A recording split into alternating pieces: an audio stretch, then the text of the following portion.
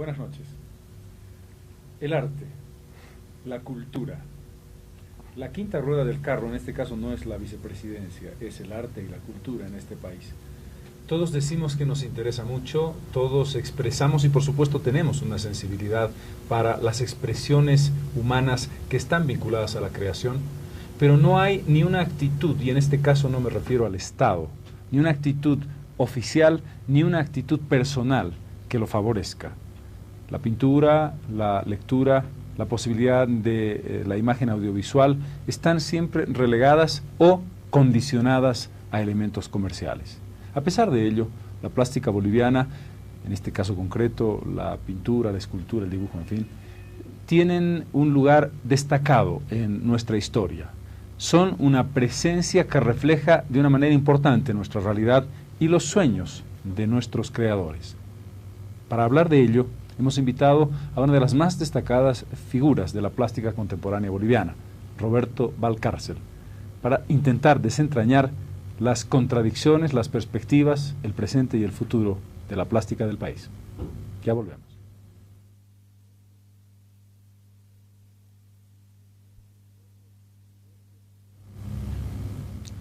Roberto, ¿con quién estoy hablando ahora? El grupo Valcárcel que tú has creado tiene un conjunto de artistas de diferente personalidad, de diferente psicología, de diferente capacidad creativa, de diferente estilo. ¿Es una sola persona? ¿Son varias que se desdoblan en tu mente? Cuéntanos un poco. La razón del grupo Valcárcel fue el tratar de integrar las diferentes posibilidades de expresión artística que yo realizaba, sin romper la idea o el mito de que un artista debe encontrar su estilo propio o una unidad personal. Varias personas al comentar acerca de mi trabajo mencionaban una serie de épocas que se iban sucediendo, por ejemplo la época de dibujo sobre madera, la época de pintura geométrica, y yo en realidad nunca dejé de considerar esas posibilidades como eso, como puertas abiertas que yo podía atravesar cualquier momento y retornar a ellas. O sea, mi visión de mi carrera artística no es una visión secuencial, sino una visión de simultaneidad de opciones, lo cual no excluye que vaya descubriendo y encontrando otras alternativas. ¿Querías romper esquemas sobre lo que es una forma tradicional de analizar la obra de un pintor?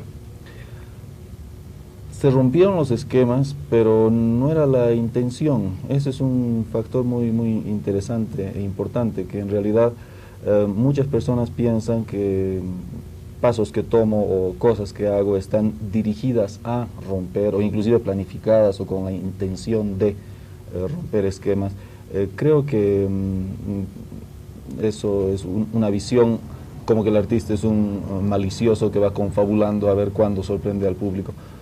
Más pienso yo que es simplemente una espontaneidad, una mayor flexibilidad de pensamiento, una mayor licencia poética o libertad si se quiere, y eso conlleva por supuesto la ruptura de esquemas. En ese sentido se llega a sorprender, a romper esquemas, pero no en un sentido planificado o deliberado. ¿Nos podrías ir describiendo los nombres y personalidad de los varios artistas que están dentro del alma de Roberto Valcárcel y que se expresan en el grupo Valcárcel? Sí, la idea consistió en agrupar originalmente en exposiciones colectivas y luego en obras colectivas. He llegado a realizar trabajos que incluyen los distintos estilos de cada uno de los personajes. Como digo, representando simultáneamente las posibilidades que más me han interesado a mí. En ese sentido, hay un artista norteamericano que es el que hace dibujo a lápiz sobre madera, se llama Bob Martin. Yo me llamo Roberto Martín Gustavo Valcárcel, entonces son pedacitos de mis nombres que van apareciendo.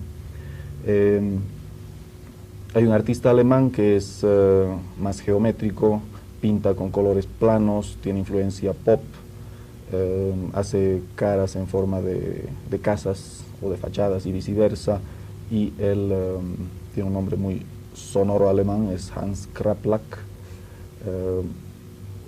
Luego tenemos un italiano que es un artista más latino, más expresivo, trabaja con pinceladas sueltas, es más lúdico, más juguetón.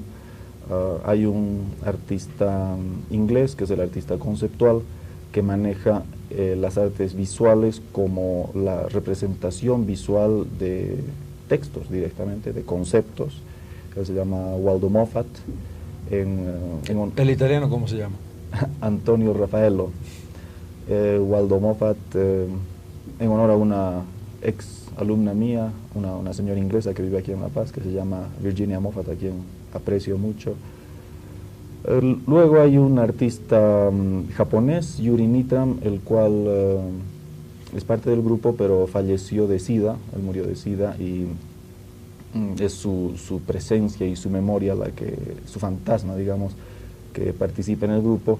Esto en gran parte porque tengo mucha conciencia de el impacto que ha causado el SIDA, no solo en el mundo de los artistas, del mundo del planeta, sino en la producción estética misma. Han surgido géneros pictóricos, géneros teatrales, géneros literarios con el tema del SIDA, ¿no?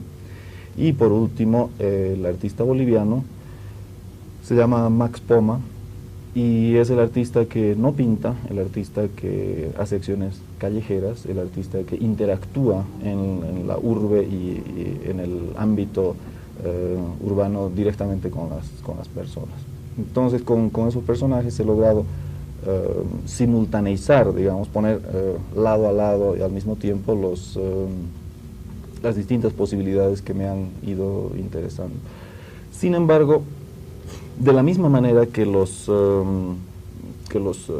críticos o analistas pensaban que en un determinado momento yo iba a quedarme dibujando o quedarme pintando o quedarme haciendo acciones en la calle, la idea esta de los artistas de la múltiple personalidad, a su vez la considero como una faceta más, y tampoco es un matrimonio ni un compromiso de por vida. En ese sentido, es muy probable que esto quede relegado como una posibilidad, que de aquí a 2 meses o a 5 años haga una obra o una exposición colectiva, o tal vez no.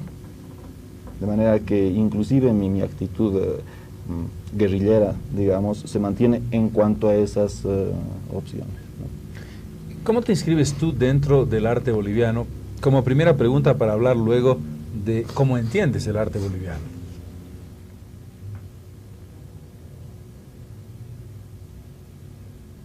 Lo que caracteriza al arte boliviano es en realidad una ausencia de movimientos o corrientes determinantes o marcadas. En realidad, leyendo uno de los libros de historia del arte boliviano, descubre sin lugar a duda que los historiadores se han esmerado y esforzado muchísimo en armar, en crear un aparato secuencial con determinados distintivos, como ser el caso del indigenismo o de la abstracción de los años 60, pero en el caso de Bolivia eso es mucho más difícil, porque si pensamos, por ejemplo, en la abstracción de los años 60, son 3 personas, 4 personas.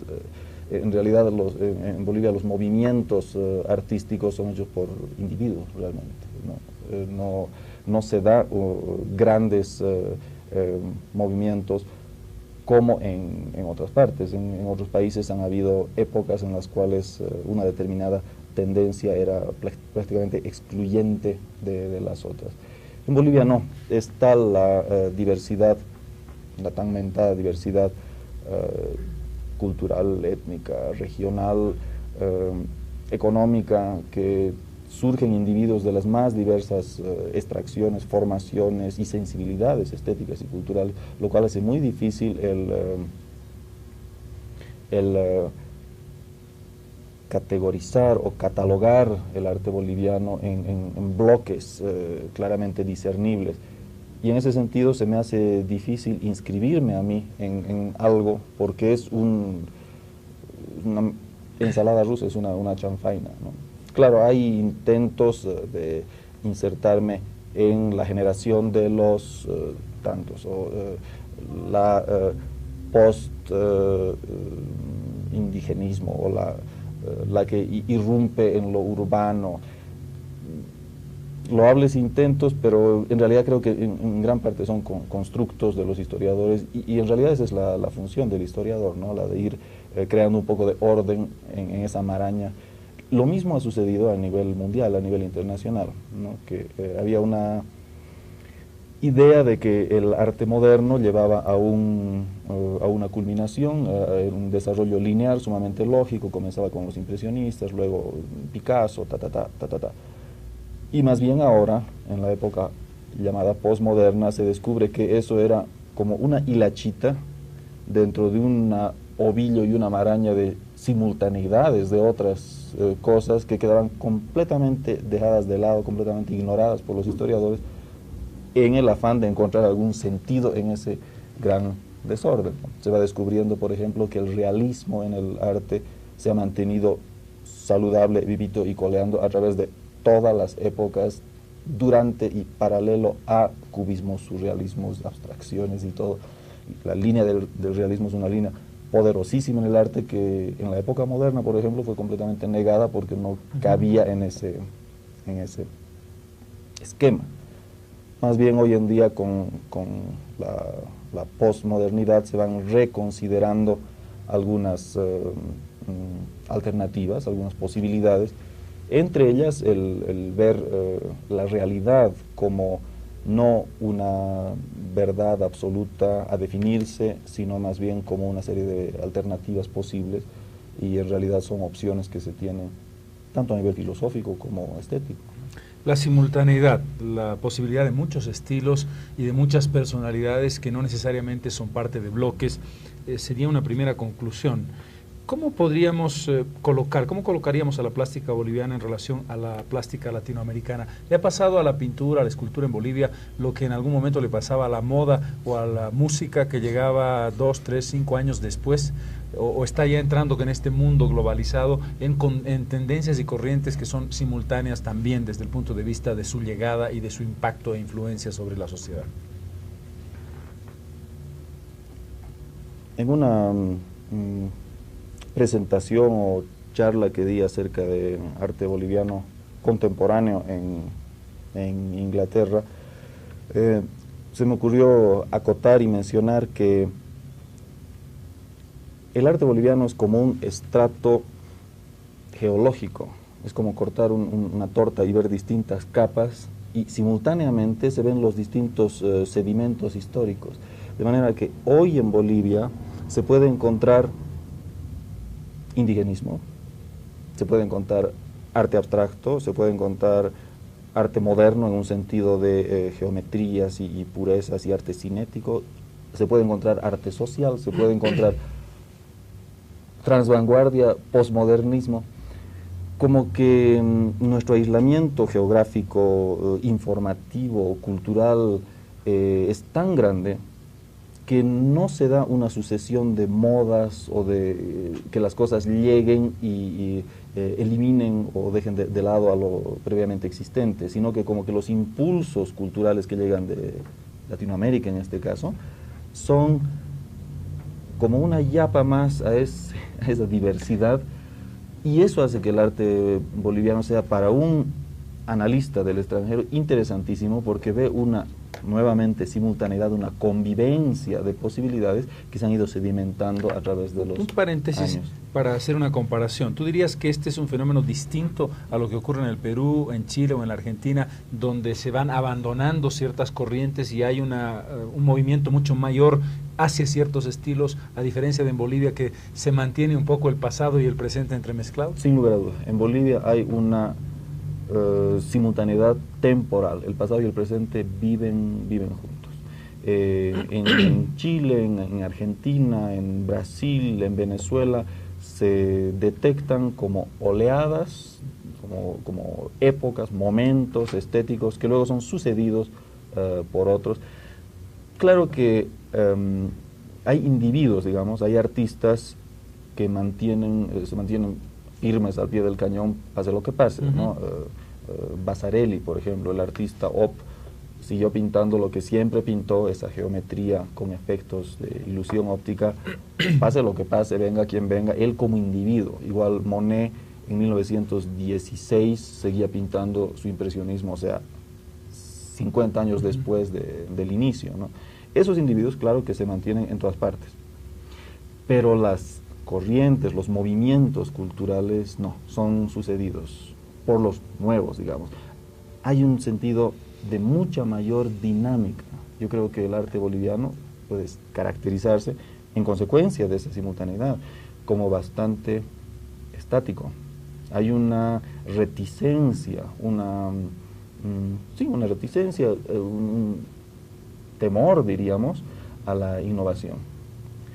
Justificado, obviamente, o sea, se dice que son los invasores, los yanquis, los alienantes, los de afuera, que no es lo nuestro, así con grandes mayúsculas y en negrilla, pero en el fondo es una reticencia al cambio. Por una parte, la cultura propia, la cultura nuestra, se la considera como una cosa que tenemos y que no es susceptible ni siquiera a optimación y a cambio. La plástica boliviana, en un sentido tradicionalista, no va a investigar nuevas posibilidades estéticas, sino a reedituar lo existente. Entonces es un estancamiento total. Por una parte, lo nuestro no tiene posibilidades de desarrollo porque a nadie se le ocurre que la tradición pueda ser cambiante, dejaría de ser tradición, digamos. Y lo de afuera es negativo, diabólico, malo, yanqui, capitalista, invasor, imperial. Entonces estamos fregados, no hay para dónde ir, ¿no? Eso, en casos extremos, lleva a un estancamiento total, y en casos relativos lleva a una inercia, que el arte va avanzando en relación a nuestros vecinos, en relación, no estoy hablando de compararnos ni con París ni con China, estoy hablando de compararnos con Uruguay, con Venezuela, con nuestros vecinos. Realmente estamos en una situación de menor intensidad, de menor producción, de menor calidad, de menor aporte a la cultura universal. Tú dirías que, por lo que acabas de expresar, no es cierto aquella idea interna, sobre todo de quienes están en el ambiente artístico, de que la plástica boliviana no está comparativamente en condiciones de competir, no has querido usar la palabra, pero es inevitable, o de aportar, es decir, dirías que estamos por debajo de lo que nosotros mismos creemos que estamos aportando estéticamente y creativamente en la plástica. Bueno, la comparación, digamos, se hace muy difícil porque los mecanismos de comparación, o el mecanismo de comparación, es todo un circuito internacional del arte que tiene una propia dinámica, tiene sus propios eventos, sus propias personalidades, sus propias teorías. Entonces es como un juego con sus propias reglas, donde si quieres competir tienes que participar con esas reglas. Tú no puedes decir, nosotros los bolivianos hacemos nuestro arte así, a nuestra manera, y con eso queremos competir afuera. Eso no funciona. O sea, las reglas de juego del mundo del arte a nivel internacional son tales y tales, y si no juegas con esas reglas, te ponen en un rinconcito y no te dan la hora. Por más original que creas ser, o por más interesante que pretendas ser tu trabajo, si no te inscribes en eso. Y esas reglas de juego, en parte, están basadas en fundamentos teóricos, o sea, en concepciones de qué es el arte. Y ahí es donde creo yo que más falla el arte boliviano. El arte boliviano carece de una teoría sólida que lo inscriba en un contexto teórico internacional. Aquí viene uno de los razonamientos que es una polémica vieja, no sé si superada. ¿Es dable pensar en que hay que construir un arte boliviano? ¿Existe un arte boliviano? ¿Debe existir un arte boliviano? ¿Podrías decir, hay un arte argentino que define una nación, una personalidad, una identidad, o chileno, o francés, obviamente? ¿Cuál es el camino que se debe seguir en este mundo posmoderno en el que, además, acabas de mencionar, tan globalizado está el tema del espacio como el tema de la pintura y las características que hay que tener para entrar en el mercado internacional? Yo creo que un artista boliviano quiera o no quiera, haga lo que haga, va a reflejar en gran medida su bolivianidad y su entorno. Al igual que un artista chino o hawaiano. Pero ese reflejo de la bolivianidad no es suficiente. O sea, nosotros pensamos que con reflejar lo boliviano ya somos únicos y que eso es lo maravilloso que va a ser apreciado por los extranjeros, y ese no es el caso. O sea, para que el arte sea apreciado tiene que precisamente estar enmarcado en una serie de teorías y conceptos y filosofías y postulados teóricos, estéticos, de los cuales aquí no tenemos la menor idea, porque estamos en nuestro dormiditos en nuestra corona de laureles, pensando que con buscar lo propio, lo nuestro, y ya se logró el cometido. Y es más o menos como la teoría de que el arte debe reflejar la realidad. El sociólogo del arte, Arnold Hauser, constata en sus escritos de que el arte refleja la realidad del entorno histórico y geográfico donde la obra ha sido realizada. Muy de acuerdo. Pero eso no significa que tú a un estudiante de arte le digas, para ser artista, refleja la realidad, y comienza a hacer análisis marxistas de la realidad para reflejarla, porque si no reflejas, es como que de la faceta, del diamante que es el arte, esa faceta se convierte en el absoluto, en el todo, se olvida de todo lo demás y se obliga al estudiante a querer reflejar la realidad, a tal punto de que preguntamos en la calle hoy a cualquiera y seguramente una gran mayoría te va a decir, el arte sirve para reflejar la realidad o es para reflejar la realidad, ¿no? Lo mismo pasa con la bolivianidad. Yo creo que la bolivianidad está inmersa, por supuesto, en todo lo que hacen los bolivianos. Es muy interesante porque cuando se lleva el arte boliviano al extranjero, arte que aquí en Bolivia sería considerado internacional y no muy nuestro, que digamos, cuando ese arte sale al extranjero, los extranjeros en ese arte reconocen muy bolivianidad y encuentran una relación con la muerte y con lo telúrico y con el colorido y con una serie de cosas que en su percepción es netamente boliviano. Entonces yo creo que la bolivianidad no es algo en absoluto que se construye ni se propaga, sino más bien es algo que se tiene y se lo tiene y punto. Y entonces el problema del artista en realidad no es construir bolivianidades ni reflejar realidades, sino es otro completamente diferente, y ahí es donde insisto en los problemas de filosofía y de teoría, ¿no? Dos apuntes a propósito de tu obra y estos conceptos. En un momento determinado, tu serie de Los Gritones, que está vinculado además a un trabajo sobre madera y en dibujo, coincidió con un momento político del país. Independientemente de que uno quiera o no quiera, los acontecimientos, la psicología colectiva, la percepción positiva o negativa de la realidad impacta de un modo tal que convirtió en ese momento a Roberto Valcárcel en una especie de símbolo en la plástica de la protesta frente a la dictadura, aunque después vino otra etapa o varias etapas en tu obra que te alejaron totalmente. Quizás quienes esperaban el gran pintor revolucionario se llevaron un chasco, pero hay también una evidente influencia más allá de que haya o no una intención de reflejar la realidad. Por supuesto, yo creo que el artista es, además eso se lo viene pregonando desde siempre, el artista es una persona sumamente sensible, y la sensibilidad consiste precisamente en que algunas cosas, no creo que todo, pero algunas cosas de tu entorno te permean, te penetran en tu mente, en tu sensibilidad, y tú las elaboras y las manejas. A lo que voy es que ese generar obras de arte, más que nada, es intuitivo, es irracional, no es controlable mediante la razón. Por lo tanto, si intuitivamente reflejé yo ese momento histórico con la denuncia de las torturas, bienvenido, gracias, muy bien. Y si intuitivamente comienzo a reflejar otras cosas que mi sensibilidad capta, también bienvenido. No va eso en detrimento de una calidad artística o de una postura ideológica, sino más bien va en aceptación de que el arte es una expresión humana en la cual juegan la racionalidad y la locura, juegan el inconsciente y el consciente, el individuo totalmente único y su inserción en la sociedad. O sea, el arte por esencia es una relación dialéctica entre cosas, y de esa tensión precisamente surgen las obras de arte, ¿no? En la historia de la pintura boliviana contemporánea, en las líneas que tú mismo mencionaste, la época de los muralistas, el indigenismo, la pintura social, el compromiso político, el abstracto, el vanguardismo, de pronto estallan después de los 80 y empieza a perderse el rumbo.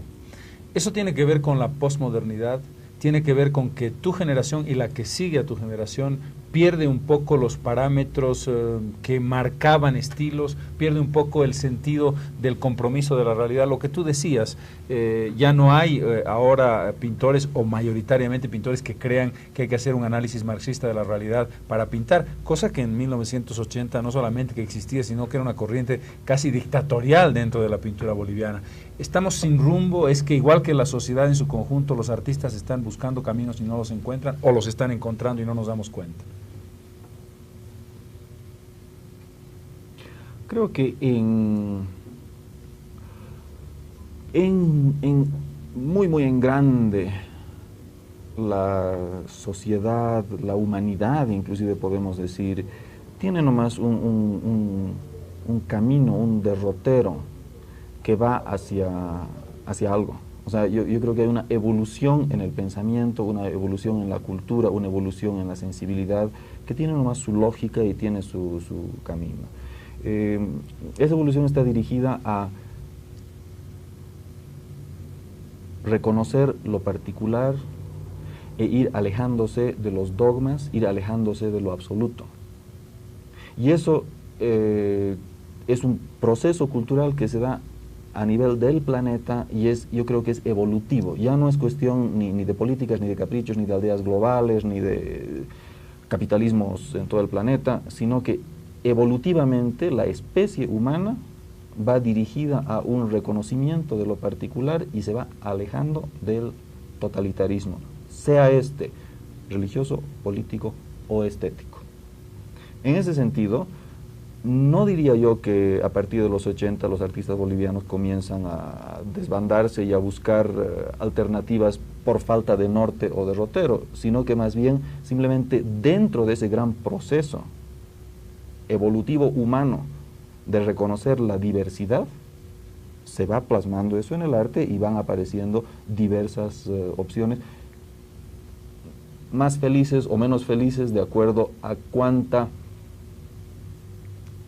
libertad pueda darse cada artista, cuánta libertad pueda permitirse de las presiones sociales, presiones familiares, presiones económicas, presiones de mercado, etc. Estamos hablando con Roberto Valcárcel a propósito del arte boliviano, y me gustará, cuando retornemos, comenzar a meter esa realidad, los artistas, los pintores, los escultores, dibujantes, etcétera, en la sociedad boliviana. ¿Qué papel juegan? No porque reflejen mucho o poco la realidad. ¿En qué medida la sociedad boliviana puede encontrar algo importante en el arte, en la cultura, en la plástica? Ya volvemos.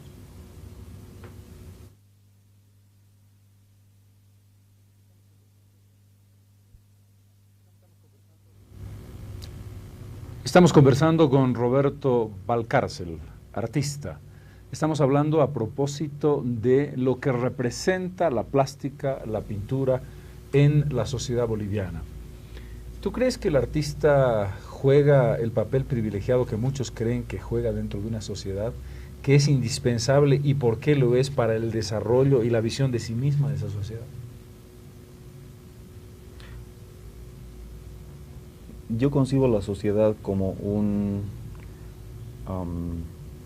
macroorganismo. La sociedad en sí es un ser viviente que tiene sus propias enfermedades, sus propios mecanismos de defensa, su propia dinámica, su propia evolución. El hecho de que existan artistas en sí ya los justifica. O sea, en ese entorno orgánico que es la sociedad, si no fuesen necesarios socialmente, hubieran desaparecido como han desaparecido otro tipo de profesiones o actividades. Creo que la sociedad en analogía a la naturaleza, es más sabia de lo que se piensa. La sociedad como ente orgánico, por supuesto que necesita de los artistas, solo que los humanos, digamos, los individuos, son los que no logran reconocer la causa o razón por la cual está existiendo la profesión del artista.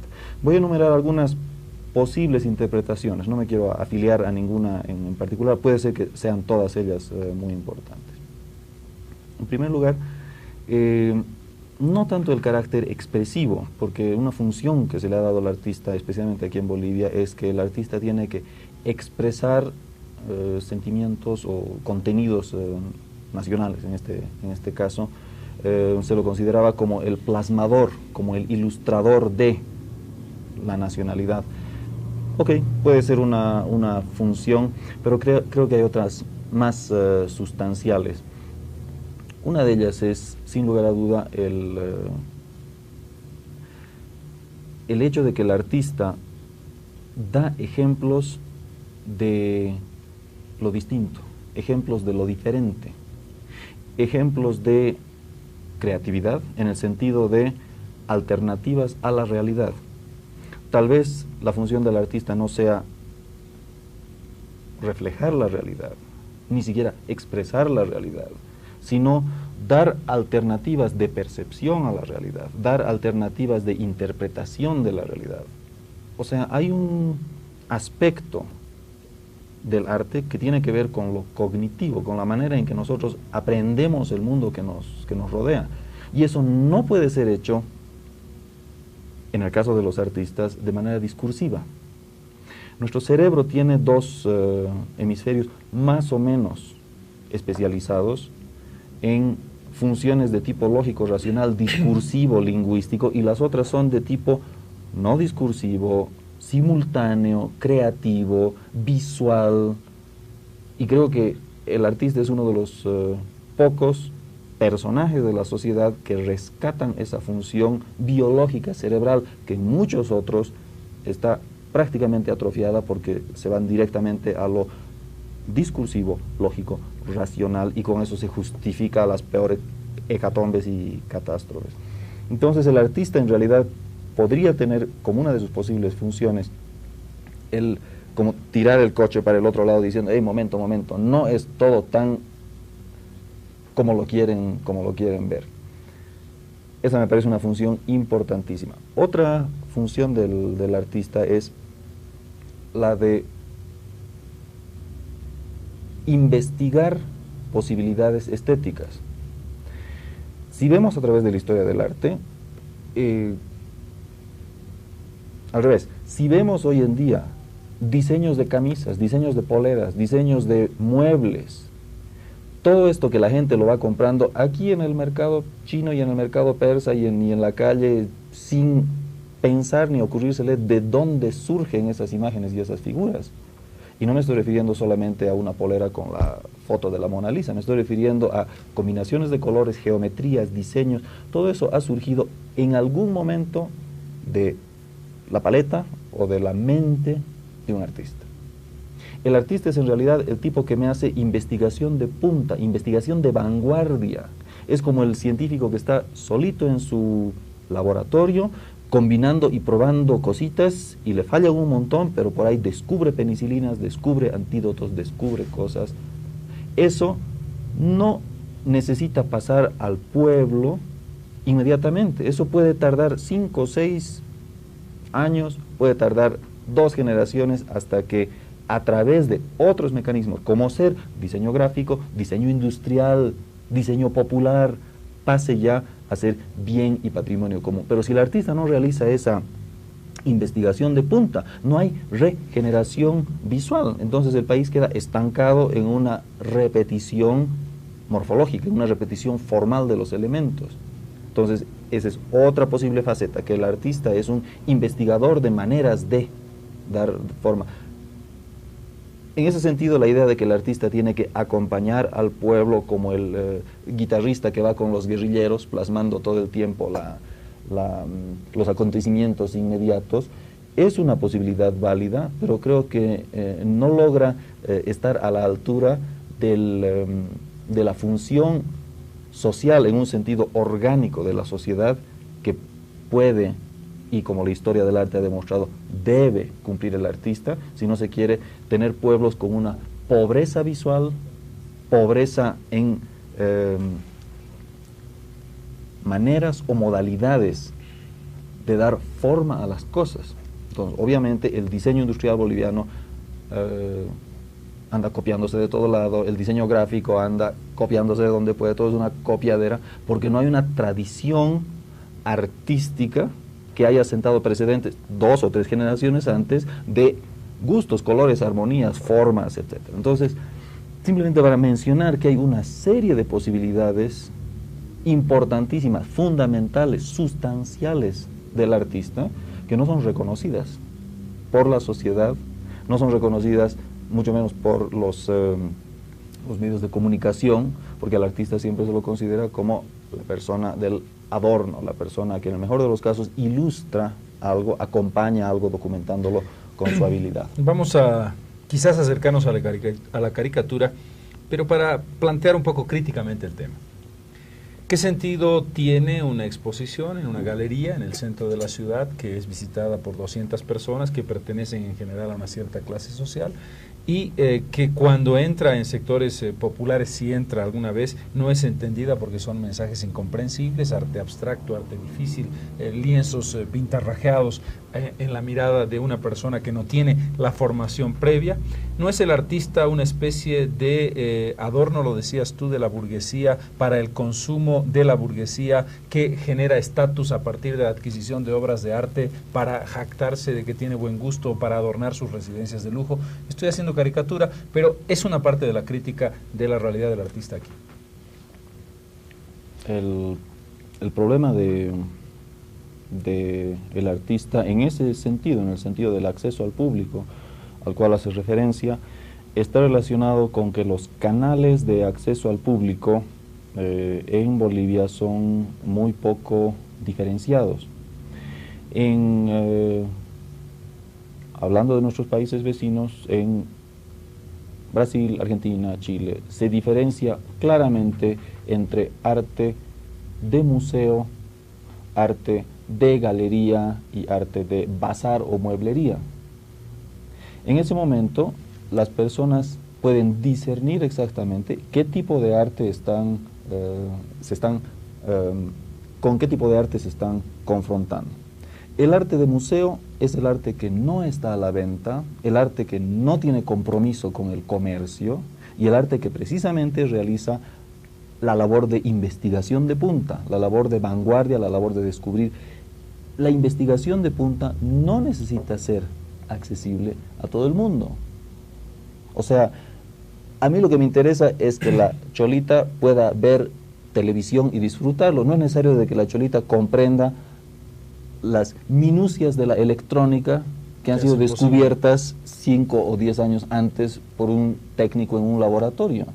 Entonces, el arte de museo es un arte de punta, de vanguardia, el cual luego, a través de otros canales, tiene que ir decantando hasta llegar, digamos, a la sensibilidad popular. El arte comercial es un arte que en otras partes se lo maneja como simple mercadería y como objeto de inversión. Hay inclusive especie de bolsas de valores donde se manejan las obras de arte. Eso aquí en Bolivia no se da en absoluto. La gente que compra arte no puede invertir en eso porque el mercado es poquísimo, pobrísimo. La élite a la cual hace referencia o la burguesía a la cual hace referencia se reduce a 3 coleccionistas de buen gusto y buena voluntad y nada más. No se puede hablar siquiera de una clase social que se interese por el arte en ese sentido. Por otra parte, cuando hacía referencia a arte de bazar o de mueblería, sería el arte agradable, decorativo, repetitivo, que guste a la gente, agrade a todo el mundo y que todos puedan comprar su cuadrito y colgarlo en su living y disfrutar de él. Entonces, esa diferenciación de los distintos estamentos que pueda tener la producción estética y su acceso al público, aquí están completamente mezclados. Entonces las galerías muestran cosas raras, también quieren vender, los museos traen cosas de afuera, al mismo tiempo hacen colecciones de arte local que guste, ¿no? Porque de esa manera se consigue visita de público, digamos. Es una mezcolanza de conceptos. Como consecuencia, la gente anda sumamente confundida, la gente no sabe a qué atenerse en cuanto a la percepción de los objetos estéticos. Y por supuesto, el chivito expiatorio de todo esto es la educación, porque en los colegios y en las escuelas nunca se tocan estos temas. En el mejor de los casos se obliga a los niños a ir a copiar currículums y datos técnicos de las obras y nada más. Me parece que tocas un tema fundamental, lo hablamos dentro de un instante. Me gustaría cerrar un concepto interesantísimo que has mencionado. El arte de galería como arte de inversión, con un ingrediente económico fundamental. En el mundo entero, el arte es una inversión. Usted se compra un cuadro, como usted se compra una casa, como usted compra acciones en la bolsa de valores de la Volkswagen o de la Coca-Cola. Lo que determina que no se puede satanizar esa actividad. Es decir, el arte puede ser también un elemento meramente comercial, meramente mercantil, y el pintor saber que está dentro de un circuito económico, como un arquitecto cuando diseña una casa va a recibir un dinero por ese diseño. Estamos quitándole, es decir, qué horror, se ha mercantilizado, estos tipos solo pintan para ver cuánto vale, yo estoy comprando una firma o estoy comprando un cuadro. Un poquito la cuestión ética que se ha hecho como una especie de San Benito en contra de artistas mercantilizados que pintan para vender solamente. Los grandes mercados a los que hace referencia y los grandes remates y los circuitos de inversión artística generalmente se manejan con nombres así llamados consagrados. Entonces, sí, cuando un país tiene artistas consagrados de una valía irrefutable, se puede comenzar a invertir en ellos. Para que suceda esto, tiene que haber todo un aparato de crítica e historia del arte que los consagre, cosa que en Bolivia no se da tampoco. Yo he tenido en mis manos, porque lo he comprado en algún momento, un retrato de Guzmán de Rojas, un pastel, un rostro de mujer, bellísimo, y cuando he tratado de, por razones de premura económica, tratar de venderlo, estaba yo clavado con el cuadro, nadie quería comprarlo. En última instancia lo vendí en $350, que es un precio irrisorio. Yo vendo mis tablitas en $350. Guzmán de Rojas, el gran maestro boliviano, hasta ahora no se ha logrado valorizar.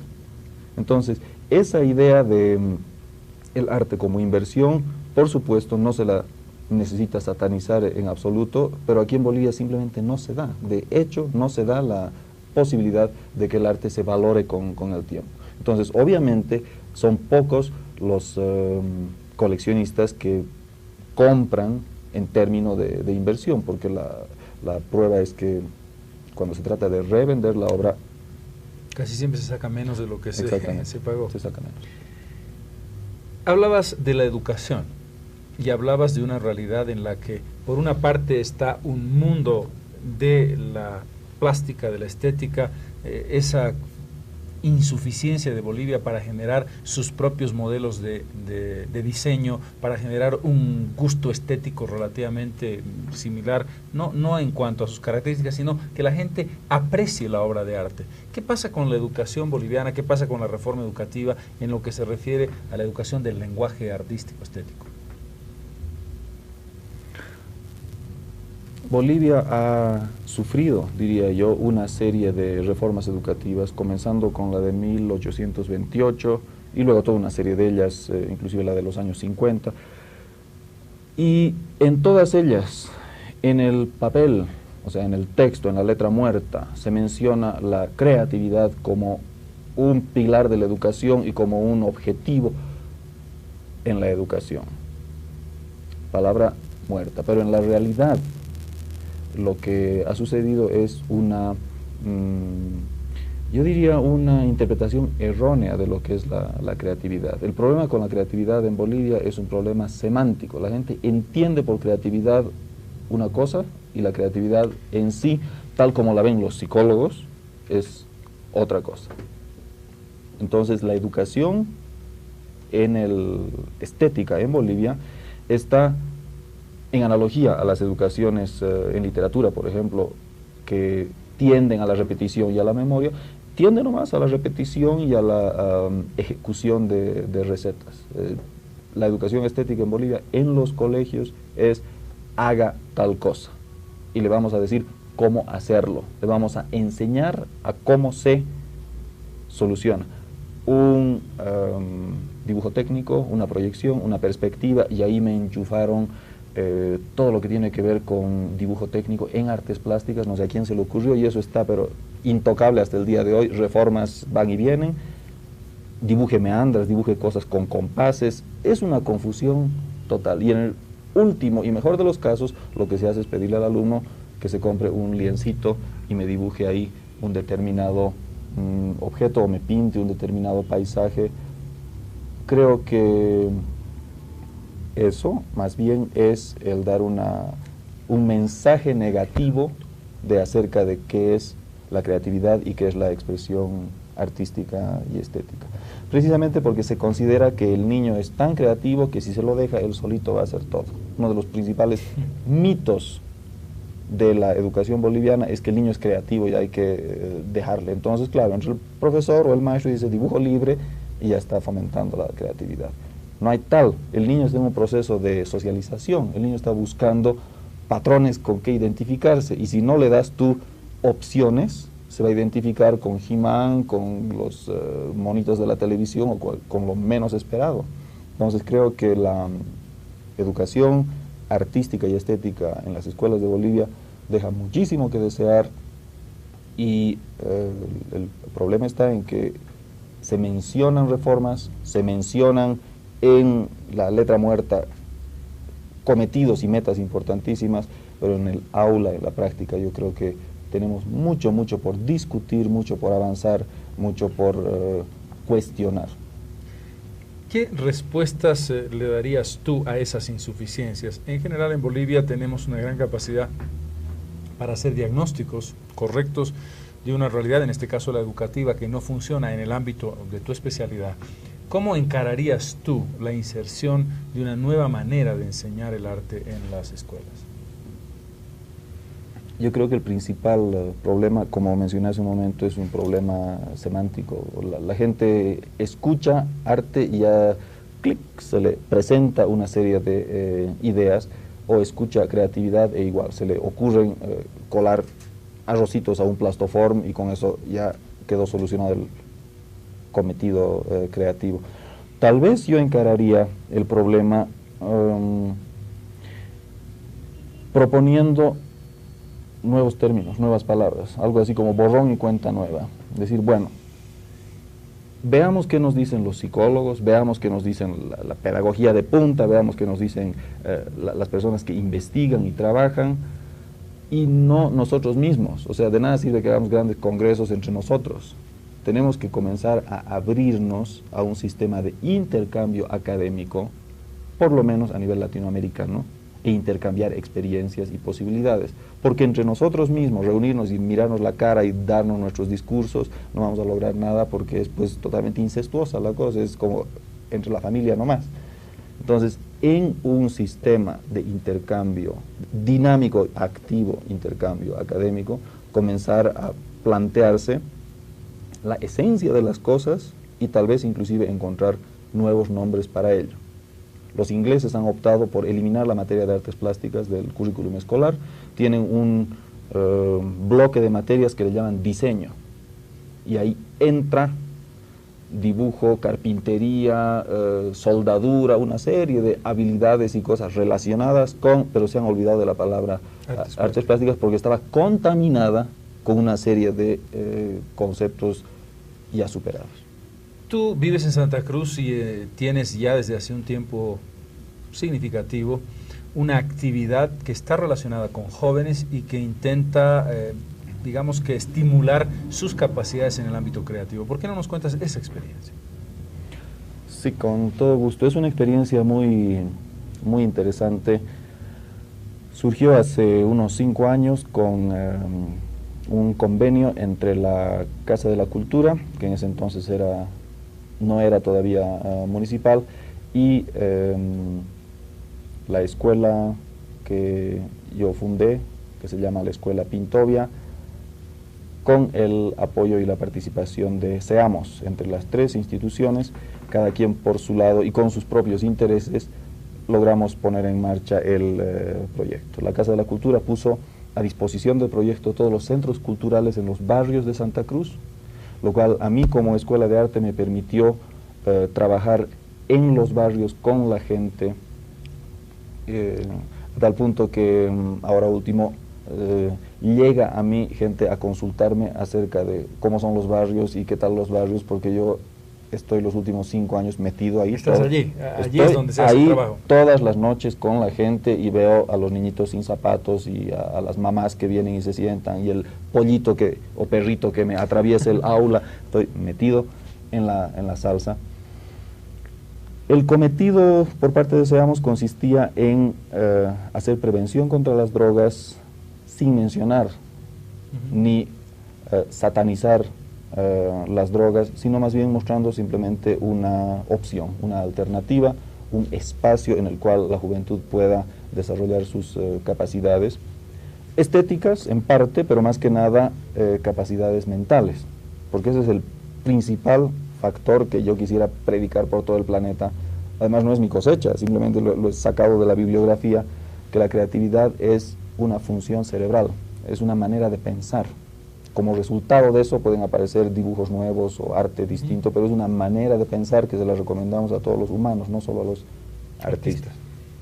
Entonces, obviamente, si tú tienes esa capacidad más desarrollada, como un músculo que lo has entrenado, seguramente no vas a caer en presiones de grupo y seguramente vas a ser más resistente, más inmune a la drogadicción. Entonces, por ahí el cometido de SEAMOS. Y por parte mía y de la escuela, lo que me interesaba más que nada era trabajar en campo, trabajar con la gente. Hasta este momento han habido más de 2.300 beneficiarios de este proyecto, de las más diversas edades. El curso lo hemos ofrecido para jóvenes de 11 a 20 años, pero se nos han venido los niñitos de 6 y amas de casa, y precisamente en un contexto creativo no podíamos decir, no, cerrado, prohibido, afuera. Entonces se dinamizó la cosa de una manera interesantísima, ¿no? ¿Qué es lo que haces, por ejemplo, un día? En primer lugar, el rol que tengo yo comienza siendo directivo, en el sentido de que me presento y digo, bueno, vamos a hacer tal y cual cosa, y a través del curso, que dura normalmente 4 meses, voy perdiendo terreno hasta llegar un momento en que yo llego a clases y los niños o los participantes están trabajando solos, eligiendo sus temas, haciendo sus cosas, sin mi participación en absoluto. ¿Qué hacen? ¿Pintan? Si quieren. Precisamente lo importante de estos eventos es que se tiene que crear un ambiente, un espacio en el cual el niño y el joven tenga la opción de sí o no. Y dentro del sí puede optar por aceptar algunas sugerencias que se le da, o hacer lo que él quiere, o lo que sea. Hay una sola regla, una sola ley básica, y es no copiar. Entonces, cuando alguien copia, es el único momento donde se da un refuerzo negativo, se le dice, miren, este no sirve porque está copiando. Pero digamos, tú les pones modelos, una naturaleza muerta, un modelo humano, es simplemente la generación de ideas dentro del propio cerebro de cada uno. El método que usamos es un método deliberadamente, en apariencia, desestructurado, de manera que el joven que va a esas clases no sabe lo que va a pasar nunca, y eso le atrae precisamente. En segundo lugar, trabajo con ayudantes, los cuales asumen otros roles que el mío. Entonces, yo soy el artista que está ahí, hay otro ayudante pedagógico que es el estricto, el que toma lista, y el que dice ya, silencio, orden. Hay otro que es el que es más juguetón, de manera que inclusive se elimina la figura del docente como autoridad, se elimina la figura de una persona. hasta nuestras figuras participantes son opciones con las cuales el alumno se puede identificar. Primer día de clases, juguemos a marcas de, entonces marcas de refrescos o marcas de autos. Ahí surge la idea de que él dijo Toyota y él dijo Mitsubishi. Los dos han dicho algo diferente y ambos está bien, las dos cosas están bien, ambas respuestas están bien. ¿Cómo es eso? ¿Por qué pueden haber respuestas distintas y ninguna es mejor que la otra? Todas sirven, todas valen. Se va despertando en el alumno la percepción de que hay una gama enorme de problemas, situaciones, contenidos en el mundo, donde no es ni blanco ni negro, ni rojo ni verde, ni sí o no, sino que es una gama de opciones, de las cuales se puede elegir la más óptima con determinados criterios. Eso se convierte luego en ejercicios de listados, ejercicios de ideación, ejercicios de interpretación de situaciones. Digamos, una chiquita está llorando en el parque. ¿Por qué crees que está llorando? Entonces llora porque se le murió la mamá, se le murió el papá. Una serie de interpretaciones. En realidad el acercamiento es un acercamiento gestáltico, en el sentido de que se le presenta una serie de elementos al individuo y él tiene que configurarlos en su cerebro de determinadas maneras, casi como un cuadro de Vasarely donde tienes que ver si el cubo sale o es hueco, solo que te muestra una foto del periódico y tienes que interpretarla de N maneras posibles. En algún momento se llega a trabajar con cartón, con pintura, con elementos plásticos, digamos. Eso para lograr algún acceso a la situación, porque no se puede agarrar 60 muchachos y tenerlos en un seminario teórico todo el tiempo. Pero en realidad la finalidad no es ni enseñarles a dibujar, ni enseñarles ni hacerles perder el tiempo, sino flexibilizar su mente. Que saliendo de eso ellos digan, ah, esto es así, pero también puede ser asá. Esto, vos opinas esto, yo opino lo otro. Yo creo que con eso se hace una maravillosa labor de humanizar en realidad al individuo, ¿no? Viene el niño y te dice, profe, ¿está bien? Y le digo, no sé. Preguntemos, hagamos opiniones, luego tú decides respecto a las opiniones variadas de los demás, si te parece que está bien, yo no sé, ¿no? Entonces, ese tipo de participación a lo largo de los meses se torna en un resultado sumamente beneficioso para los jóvenes. Comienzas a verlos que manejan mejor el lenguaje, manejan mejor su soltura de cuerpo, están más distensos